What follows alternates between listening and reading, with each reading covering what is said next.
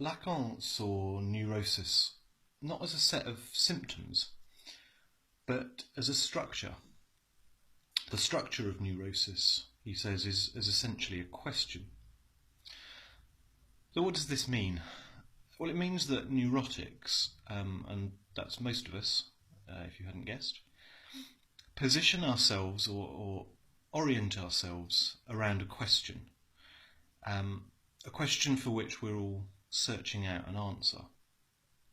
So for the obsessional neurotic, that question really revolves around existence, life, death. To be or not to be is the classic obsessional question. And for the hysteric, the question revolves around gender and sexual identity, perhaps identity more broadly. But we have questions here like, am I a man or a woman? Or perhaps even, what is man? What is woman? What is straight? What's gay? What's bi? What are the grey areas in between? Incidentally, I'm not going to debate here the usefulness or the offensiveness or the preciseness or damningness or whatever of the term hysteria, although it is an important and interesting debate to have. Personally, I think the term is problematic, and clearly it's taken on problematic sort of inferences. But I don't think we can necessarily solve the problem by doing away with the term. As far as I can see, hysteria, the term hysteria, has been replaced by the phrase borderline, which I think is sort of used as a vague shorthand for people who stick in our throats. But anyway, it's in the nature of hysteria to ask difficult, illuminating questions about desire, about the hysteric's desire. And I think his or her quest for truth and meaning is kind of rather heroic. The hysteric will often try and find an answer to that question. What does it mean to be a sexual, desiring human being? By identifying with somebody else, by wearing somebody else's desire, almost like a jacket, in order to explore it. And there's a real echo from childhood here, because the child asks himself or herself the same question about the mother. What does she want? How can I be it? How can I be what she wants? And if I manage to do that, will either of us ever need anybody else again? And adult love is kind of the search for that lost sense of oneness. And because we're all human beings, that search is bound to fail, and we make do with something that nevertheless feels hopefully pretty good.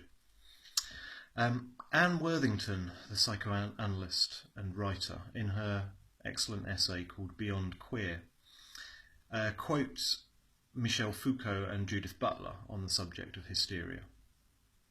Now, Foucault suggests that women's bodies have become stigmatized by the institutional power of psychiatry. That women's bodies have become kind of saturated with this dangerous sexual potency. Not inherently dangerous, of course, but seen as dangerous. And that is then pathologized, and mainly men seek to cure it through medicine. And then once it's been treated, the woman's body is replaced into a more socially acceptable domestic environment, the family, the household. And thereby the woman has become an object of male patriarchal analysis and control. And it's kind of, on the face of it, that seems a pretty indisputable analysis. But it does seem to me that that analysis leaves the woman in a rather more passive and rather more hopeless, more subjectless place than either the Freudian picture or the picture that Judith Butler paints. So Butler suggests that gender identity and sexual identity is constructed. It's not innate.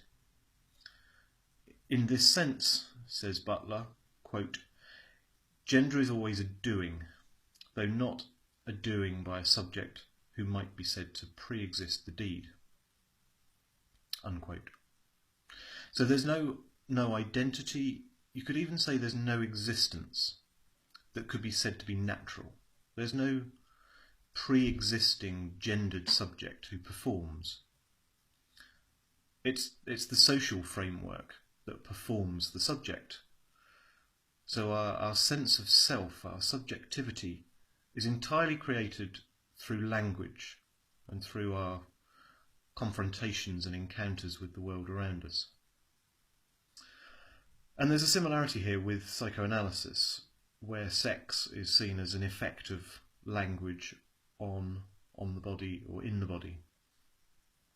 Except that Judith Butler sees psychoanalysis itself as reinforcing gender norms, reinforcing the dominance of heterosexuality, and of leaving no space for any other forms of identity, more subversive, parodic, queer, etc. forms of identity. And to resist this naturalisation of gender, Butler advocates parodying gender stereotypes, kind of excessive stereotypes of extreme femininity or extreme masculinity. And she especially advocates this through the performance of drag, to kind of twist gender from something fixed to something endlessly fluid, full of possibilities rather than certainties. But the question that I'll leave you with is how endlessly fluid and how full of possibility can sexual identity be? If gender identity is completely performative, we might think it's entirely flexible and changeable. But is this really true? It sounds very liberating, but like all promises of liberation, it must reckon with the unconscious, and the unconscious is not always in step with what we think we want.